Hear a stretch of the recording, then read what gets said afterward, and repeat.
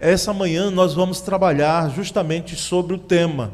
Eu peguei emprestado o tema Unidos em Cristo do Ministério e é o tema dessa mensagem bíblica. Eu convido você a abrir sua Bíblia na carta de Paulo aos Romanos, capítulo 15, e nós vamos ler o versículo 5. Romanos 15, 5. E vamos ver sobre unidade, a unidade nesse corpo de Cristo, como falou aqui também Emília.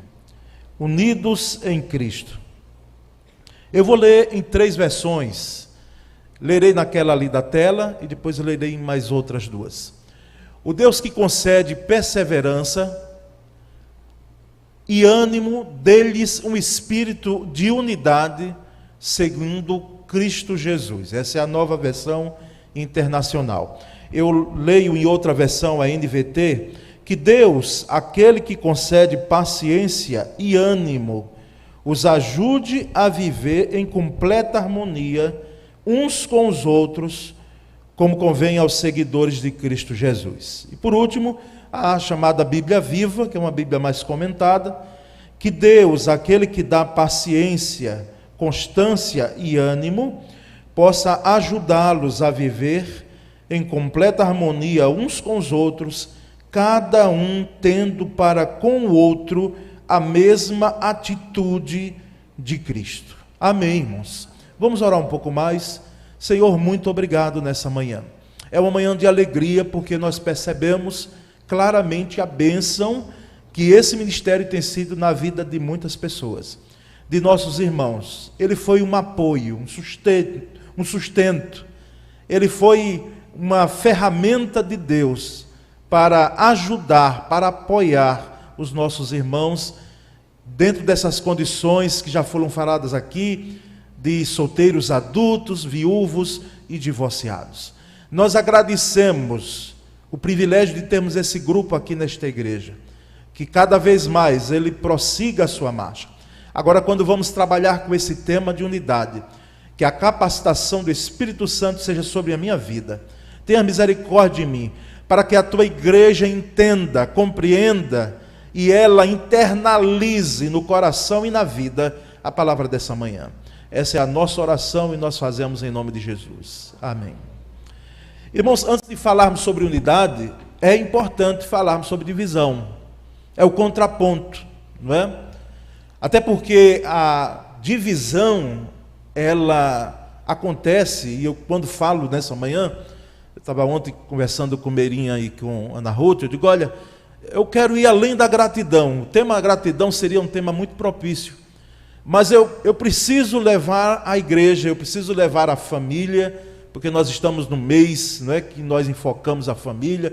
Eu preciso levar o casal, eu preciso levar a igreja, não é? Eu preciso levar cada crente com essa palavra a nós podermos entender melhor, compreender melhor e aceitarmos o desafio da unidade. Mas, irmãos, a divisão, ela traz alguns males. É isso que nós precisamos também atentar. Porque desunião traz desarmonia, ela traz desequilíbrio, antipatia, aversão, desamor, desgosto, desprezo, malquerença, não é, que é um termo que a gente ouve pouco, não é?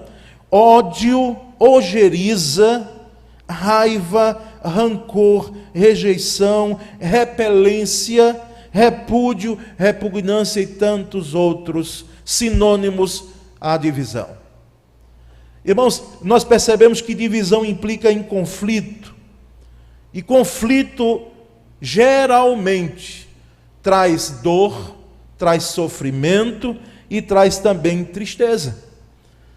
Quando enfrentamos divisão, seja no meio da família, no meio da igreja, em alguma instituição que estava coesa, unida, não a uniformidade de pensamento, isso já é um outro tema para um outro momento, porque às vezes confundimos a união com esse aspecto de pensarmos as mesmas coisas. Não, podemos divergir sim, mas precisamos chegar a um parecer, que inclusive é uma palavra que o apóstolo Paulo usa na carta aos Coríntios. É preciso um parecer. Irmãos, os conflitos advindos de desunião devem ser tratados. Eles não devem ser jogados debaixo do tapete, como se fala. Eles não devem ser ditos assim, não, vai passar, né? Vai passar, Deus vai tomar conta. E a gente vai protelando e não procura solução. Na família isso é uma tragédia, um prenúncio de tragédia. A gente visualiza de cá aspectos da desunião, no cônjuge, na vida da igreja também, e quando a gente olha de cá, se nós não tratarmos, se nós não observarmos, irmãos, embora seja uma tarefa difícil, mas nós vamos pagar um preço muito maior. Porque em divisão, eu estou falando muito mais a crentes nessa manhã, Igreja Universal, a igreja que Jesus tem, sem placa denominacional, dependentemente do segmento que aquela igreja ela tem, em termos de denominação, mas que ela confessa a Jesus como Senhor e Salvador. Ela é uma igreja genuinamente cristã.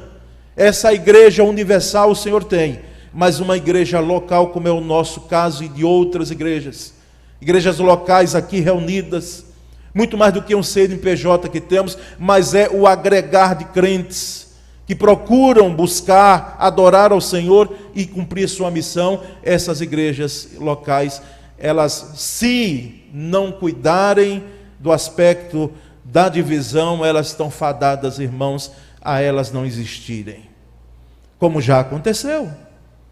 Mas, irmãos, permitimos que em 1 Coríntios 1, 11 a 13, o apóstolo Paulo também nos fale, porque Paulo tratou dessa situação de divisão lá na igreja de Corinto. Era uma igreja que enfrentava o aspecto da divisão, e ele vem e diz: mas irmãos, eu fui informado por alguns da casa de Cloé, se fosse hebraico era Cloé, mas é grego, então é Cloé, de que há divisões entre vocês. Com isso quero dizer que cada um de vocês afirma: eu sou de Paulo, eu sou de Apolo, eu de Pedro e eu de Cristo, cada um com seu partido. Acaso Cristo está dividido? Disse o apóstolo Paulo. Foi Paulo crucificado em favor de vocês? Foram vocês batizados em nome de Paulo? Então Paulo aqui, irmãos, porque ele, como ele próprio disse, eu sou muito mais ousado nas cartas, presencialmente eu me derreto na frente de vocês, não é? Por isso que alguns até menosprezam, pode até tirar o brilho mais do microfone para não dar essa microfonia. Esse aspecto de eu estar presente em vocês, alguns até menosprezam a minha figura, mas ele aqui não alisou a igreja em Corinto. Ele chamou aquilo que era preciso. Ele levou a igreja a refletir sobre os danos da divisão. Que história é essa de vocês estarem mexendo com a raiz do cristianismo? Porque tinha um grupo de Paulo, Apolo, Pedro, possivelmente Pedro tinha passado por lá por Corinto, não é? Apolo era um professor, era um mestre. Paulo passou 1 ano e meio na sua segunda viagem missionária, lá em Corinto, ficou lá entre os irmãos. E tinha o grupo de Cristo, imagina, irmãos, que coisa. Porque a filosofia grega, o pensamento grego, ele tinha por mente o seguinte: através da escolástica e de outros, se pensava que a pessoa era que escolhia o seu mestre, o aluno é que escolhia o seu professor, o aluno é que ele, através da sua própria liberdade, ele seguia a sua linha de pensamento e procurava um mestre para seguir. Isso adentrou na igreja. E Jesus quebrou esse aspecto aqui, esse protocolo, escolhendo os discípulos. Não foram os discípulos que escolheram o mestre, foi o mestre que escolheu os discípulos. Por isso que ele bem diz lá no Evangelho de João: não foste vós que escolheste a mim, mas eu vos escolhi. Ou seja, não estou seguindo o protocolo do pensamento filosófico grego, porque para que eu possa escolher, eu escolho vocês, aliás, para que vocês possam ser meus discípulos, e vocês venham a dar fruto. Então, irmãos, percebemos então que na igreja em Corinto havia uma divisão destrutiva. Uma visão destrutiva, como toda divisão é, salvo se for para o bem. Quando uma igreja forma outra, oh, que maravilha, irmãos. Eu já vi gente chorando, dizendo, mas pastor, não quero sair daqui, né, dessa igreja, de congregações, que nós formávamos em igreja e as igrejas outras, mas quero ficar ainda. Não, irmãos, mas vai ser para o bem. Vai ser é uma divisão para o bem, não é? Para que o reino de Deus, ele possa crescer muito mais. Mas salvo, irmãos, esse aspecto, geralmente as divisões, nesse teor que eu trago, ela traz tristeza e dor. Ela traz e denota assim claramente o orgulho, a imaturidade e um julgamento feito, firmado em personalidades.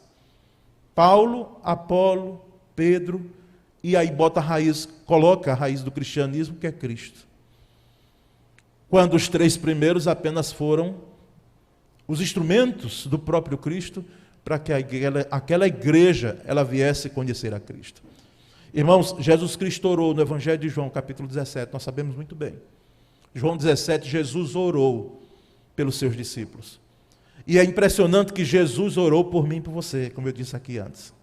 Jesus orou por mim, porque Ele ora por aqueles discípulos, não os peço que os tires do mundo, Senhor, mas que os livres do maligno, não é? E Ele ora, não oram apenas por esses, mas por aqueles que hão de conhecer o meu nome, ou seja, eu e você que estamos aqui em pleno século 21.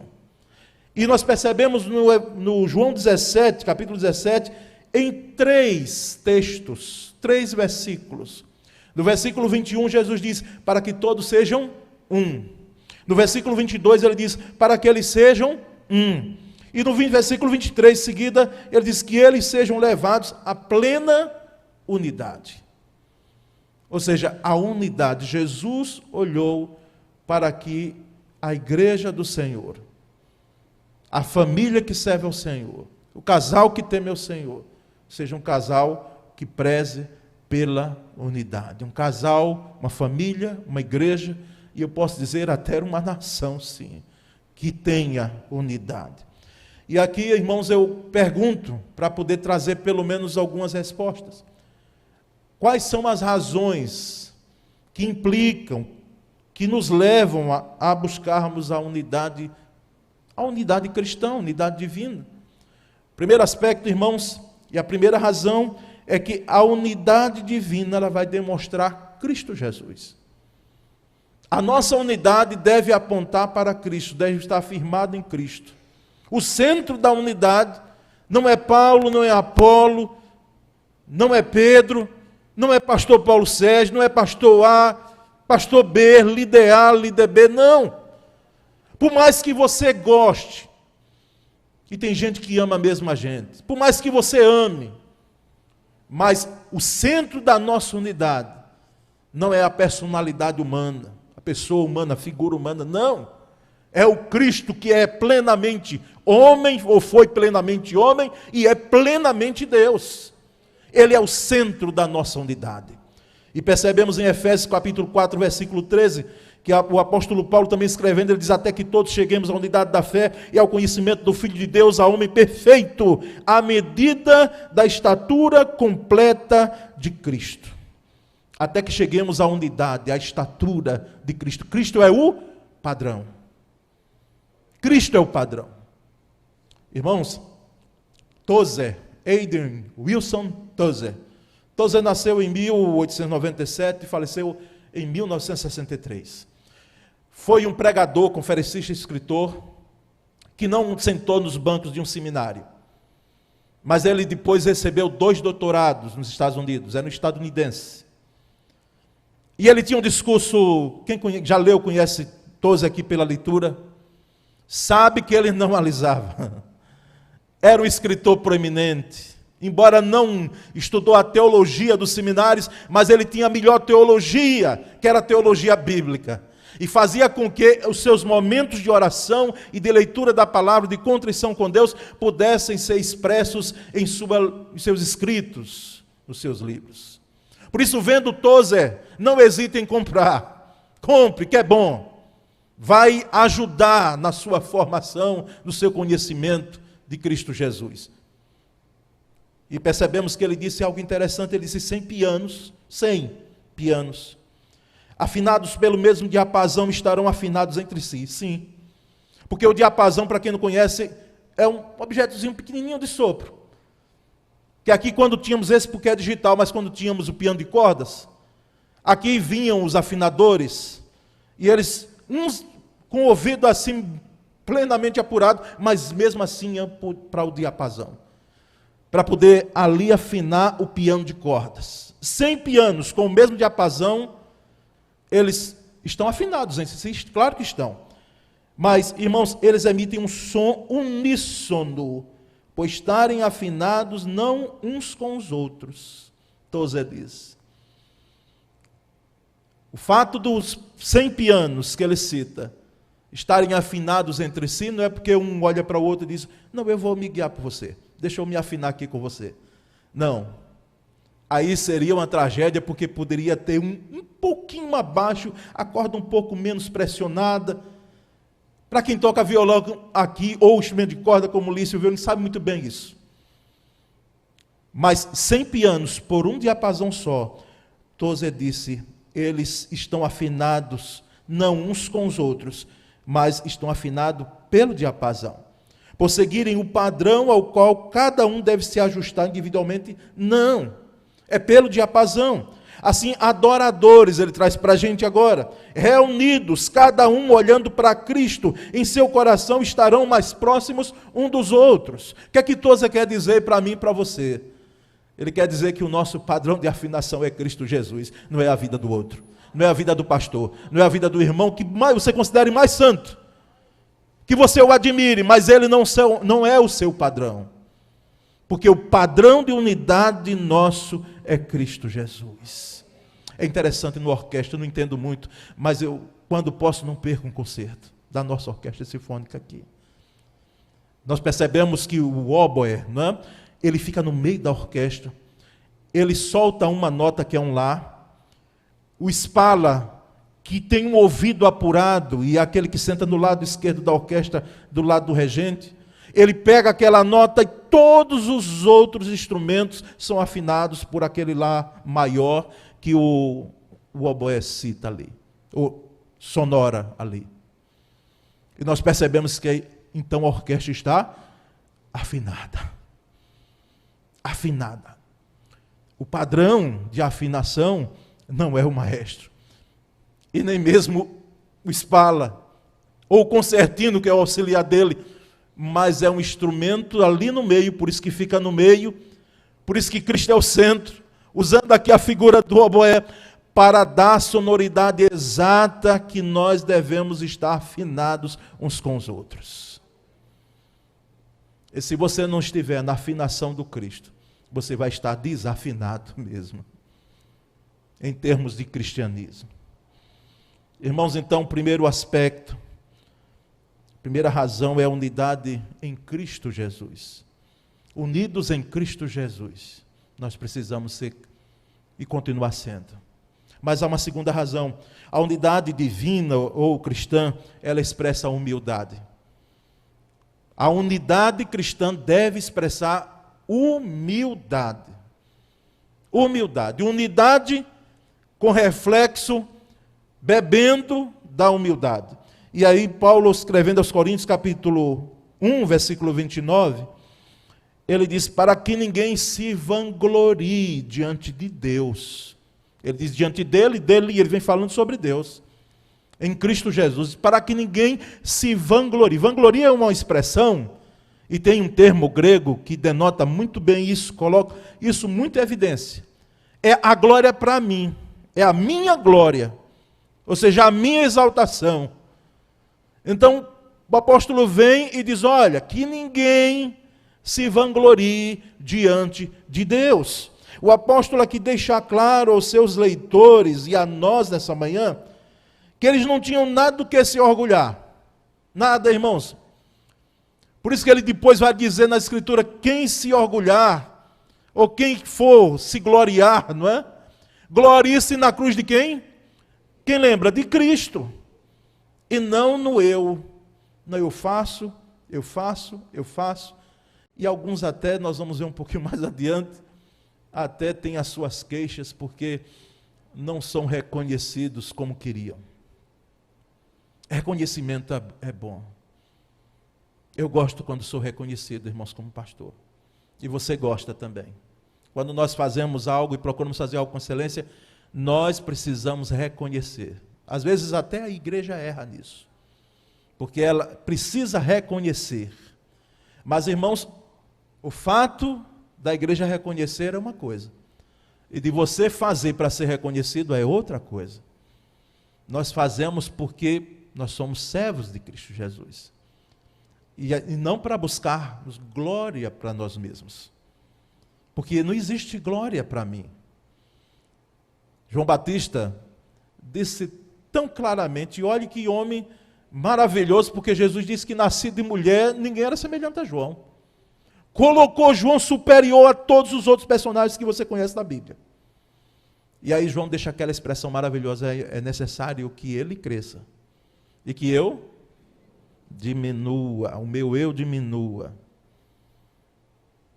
Irmãos, percebemos então que essa unidade que expressa humildade, lá em Coríntios 3, 6 e 7, na sua primeira carta, o apóstolo Paulo reconhece muito bem o agir de Deus, e não o agir dele, ele apenas foi uma ponte, um canal, como Apolo, como Pedro, como outros personagens bíblicos, como Moisés na antiga aliança, como Josué, enfim, como Davi, e tantos outros, como os profetas que apontavam e denunciavam quando era necessário, com a voz profética, e apontavam para o Cristo. O apóstolo Paulo dizia: eu plantei, Apolo regou, mas Deus é quem fazia crescer, de modo que nem o que planta nem o que rega são alguma coisa. Paulo aqui corta pela cepa o nosso orgulho. Nem o que planta nem o que rega é alguma coisa, mas unicamente Deus é que efetua o crescimento. Irmãos, esse discurso aqui não é bem visto aí fora, os irmãos sabem. Por quê? Porque o que as grandes empresas hoje focam? Você pode, você faz, você tem que ser excelente nisso, e vai mesmo. Dentro do mundo dos negócios é isso mesmo. Mas quando trazemos, e você não queira trazer algumas coisas lá de fora para cá, porque não funciona assim. Quando a igreja quer trilhar o caminho dos valores, não é apenas do mundo não, mas os valores mundanos, é uma tragédia na vida da igreja. Aí ela vira verdadeiramente uma empresa, um negócio. E nós percebemos então claramente que quando estamos aqui sentados, letrados, doutores muitas vezes na área que você atua, experts na área que você domina, com os nossos perfis diferentes aqui que nós temos, e um milagre ocorre a cada vez que a igreja reúne, essa e outras do Senhor Jesus, que é cultuarmos com a mesma fé, uma só fé, como diz a Escritura, só batismo, ou seja, nós cremos nessa doutrina bíblica, apesar de nossas diferenças. Irmãos, isso é um milagre. Isso é um milagre. É a unidade. Mas o cristão, irmãos, ele deseja amadurecer espiritualmente. Quem é cristão deseja, tem essa ânsia maravilhosa, não é? Esse desejo maravilhoso, que é parecer com Jesus. Amadurecer para parecer com Jesus. E percebemos então, irmãos, dentro desse aspecto, que nós temos também um terceiro e última razão para a unidade no meio da igreja, no meio da família, no nosso meio. Às vezes até dentro da gente, porque em nós há conflitos grandes. Você que pensa que às vezes os conflitos são externos a você, às vezes o conflito está dentro de você. Você é o seu próprio inimigo, como alguém já disse. Porque os seus conflitos são internos e você pensa que provém de outros, provém de fatores externos a você, mas é dentro de você. Coisas mal resolvidas, que estão lá, quem sabe lá da fase de criancice, e que não foram tratadas, não foram cuidadas, e que hoje aí dentro está uma bagunça, está um conflito. Percebemos então que, irmãos, que essa maturidade, além da humildade, além do foco que é Cristo, nos leva assim a percebermos o quanto é importante a maturidade. E em sua primeira carta, capítulo 3, aos Coríntios, capítulo 3, versículo 3, o apóstolo Paulo diz: por que ainda são carnais? Porque visto que há inveja e divisão entre vocês, não estão sendo carnais e agindo como mundanos? A coisa não começa aqui, começa antes. Se você puder ler em casa depois, mas leia mesmo. A partir do versículo 1 Coríntios 3, a partir do 1.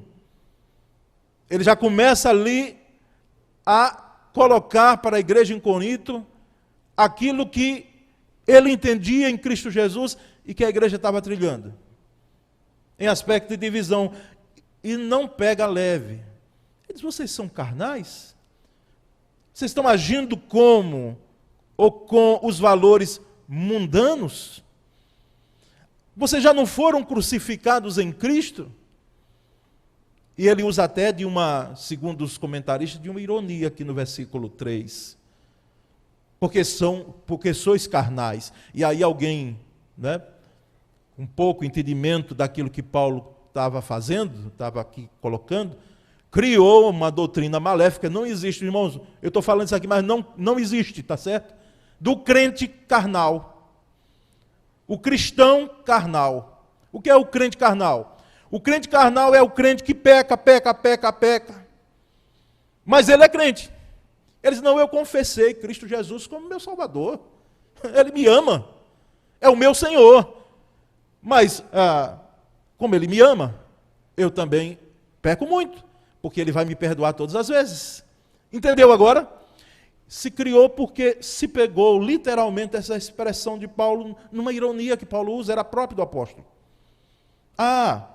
Porque ainda vocês são carnais? E note que ele pergunta, é uma interrogação no final do versículo 3. Uma vez que há inveja, ciúme e divisão entre vocês, não estão sendo carnais e agindo como mundanos assim, se vocês estão se portando dessa forma?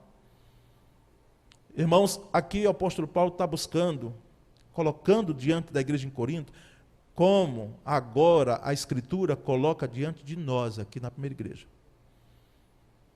A busca pela maturidade cristã. O apóstolo Paulo aqui, irmãos, ele tinha o conhecimento, porque ele viveu, como eu disse, 1 ano e meio ali, no meio da igreja em Corinto. Ele conhecia aqueles irmãos ali. E ele cita, inclusive, os problemas, porque Chloe envia, e até, se você for questionar, mas que irmã é essa que estava fazendo fofoca da igreja ao apóstolo Paulo? Não, irmãos, não é fofoca, não. Chloe, ela faz conhecer o apóstolo Paulo da situação da igreja, porque muitas vezes a gente tem que colocar à tona, trazer à tona situações que a nossa vida precisa de conserto. Porque ela bem poderia ficar no cantinho dela e dizer: não, deixa a coisa correr aí para ver o que é que vai dar. Não é? Deixa o circo pegar fogo. Não. O apóstolo Paulo, meu querido, aqui nós estamos informando que a coisa não está boa. Tem gente com ciúme uns com os outros. Tem gente com ciúme, tem gente com inveja. Tem gente aqui que está tendo divisão, pensamento de divisão uns com os outros, e eu não quero nem descer mais, porque os irmãos sabem muito bem. Agora, me admira, às vezes, no seio da igreja. Porque nós passamos tão pouco tempo aqui, irmãos. Um colega meu disse: Paulo, se prepare, você quer ir para a África?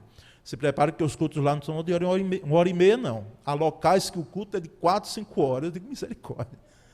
E se prepare para descer até o chão, porque o africano não louva assim durinho como a gente.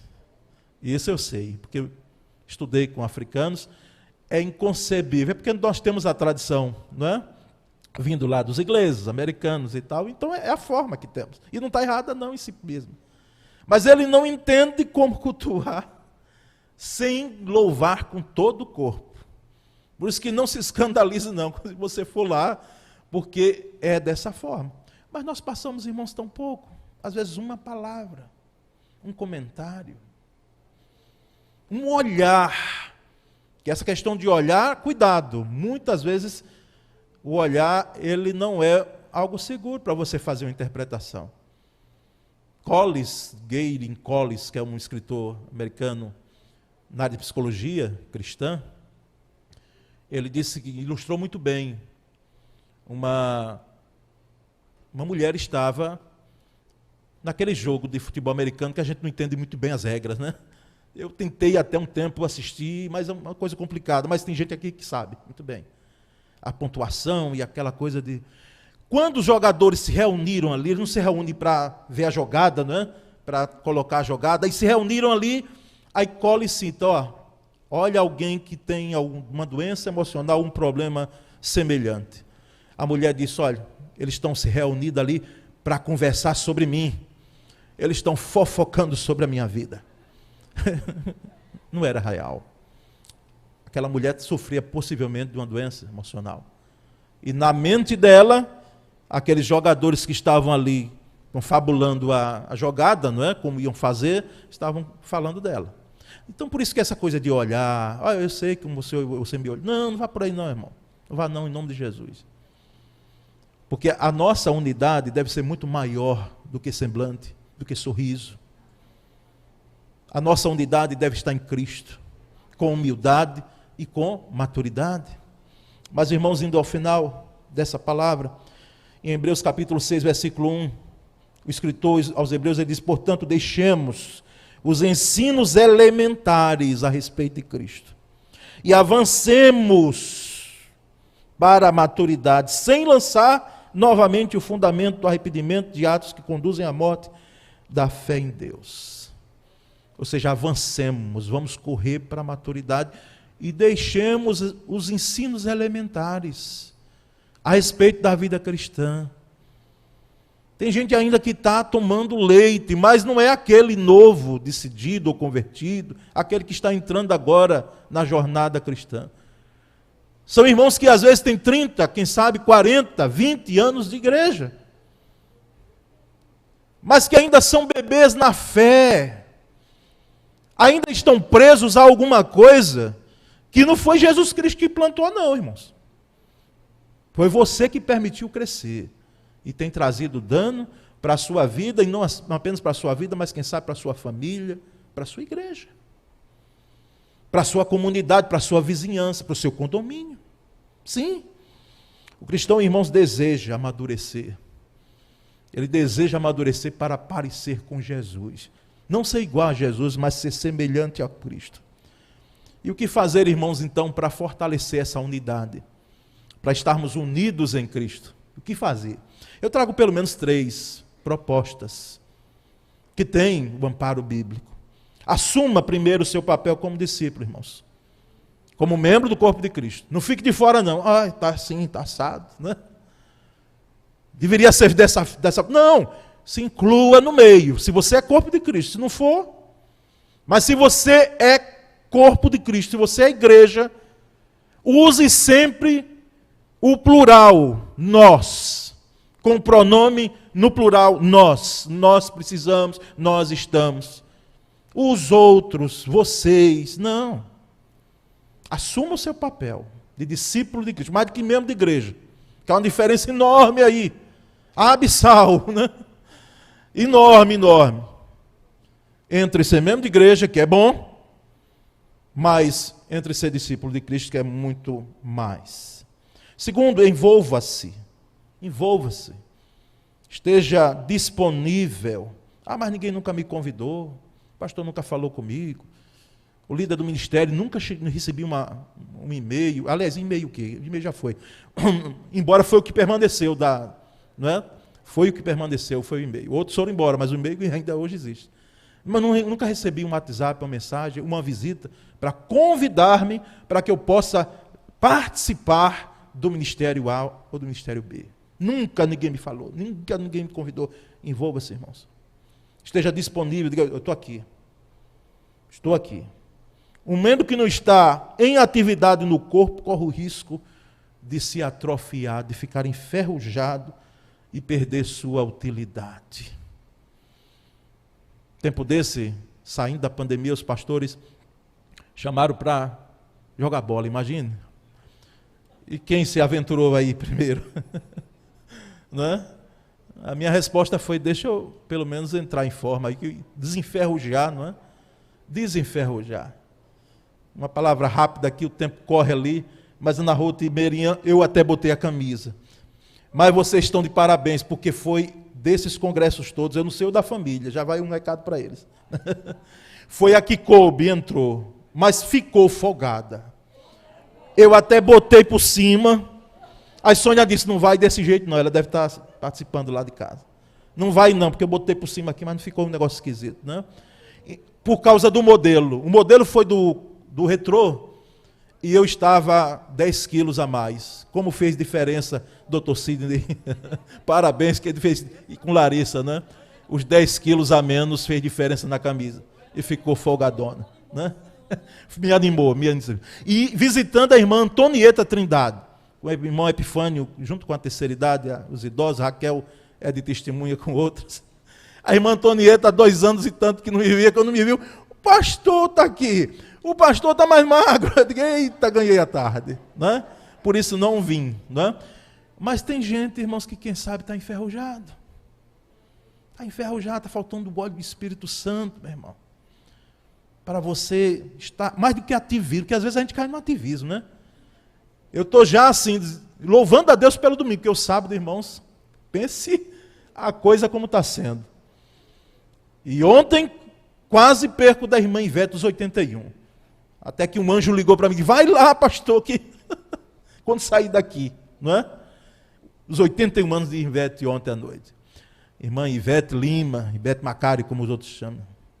Irmãos, nós precisamos dessa maturidade com o envolvimento. Então, assuma o seu papel, envolva-se. Terceiro e último, não permita que os pequenos e aparentes problemas tirem o foco daquilo que é essencial. O que é essencial? Estarmos unidos em Cristo. Às vezes a gente se chateia no meio da família, no meio do trabalho, no setor de trabalho, na igreja, alguma coisa. Sim. Machucam? Sim. Às vezes tem algumas pessoas que não são sábias, não são prudentes. Às vezes até não vigiam no que falar e no que expressar, ou a forma como dizer as coisas. Sim. Mas por causa disso, meu irmão, eu vou parar de fazer parte do corpo de Cristo. Porque o que nos une, irmãos, não é uma doutrina, não. O que nos une no aspecto doutrinário, ou seja, um arcabouço doutrinário, o que não, é o Cristo, como nós falamos. O sangue dele derramado verte em minhas veias, em meu coração e no seu. Por isso que nós chamamos os outros de irmãos em Cristo Jesus. Porque somos filhos do mesmo Pai, do mesmo Pai. E eu finalizo, irmãos, com o tão conhecido hino 381 do cantor cristão, com a primeira e última estrofe dele. Jesus, pastor amado. Jesus, pastor amado, contempla-nos aqui. Concede que sejamos um corpo só em ti. Contendas e malícias que longe de nós vão para longe mesmo. Nenhum desgosto impeça a nossa comunhão. A última estrofe diz, se tua igreja toda andar em santa união, então será bendito o nome de cristão. Assim o que pediste, em nós se cumprirá, e todo o mundo inteiro a ti conhecerá. Amém? Glória a Deus, então, por isso. Vamos orar. Obrigado, Senhor, nessa manhã. Obrigado pela tua palavra explanada. Obrigado, Senhor, porque sabemos da importância, entendemos, Senhor. Agora faz-nos viver. Porque crer é muito bom, mas nós queremos a prática do que cremos. Vivermos essa unidade, apesar daquilo que nós temos de diferentes, Pai. Mas a nossa unidade está em Cristo Jesus. Dá-nos humildade para exercermos com a dependência do Teu Espírito o nosso ministério, o ministério que o Senhor nos confiou. E dá-nos, ó Deus, maturidade enquanto igreja, Senhor Pai. Pai bendito, une-nos, como diz esse maravilhoso hino, para que o nome de Jesus seja conhecido em todo o mundo. Essa é a nossa oração em nome de Jesus Cristo. Amém. Graças a Deus.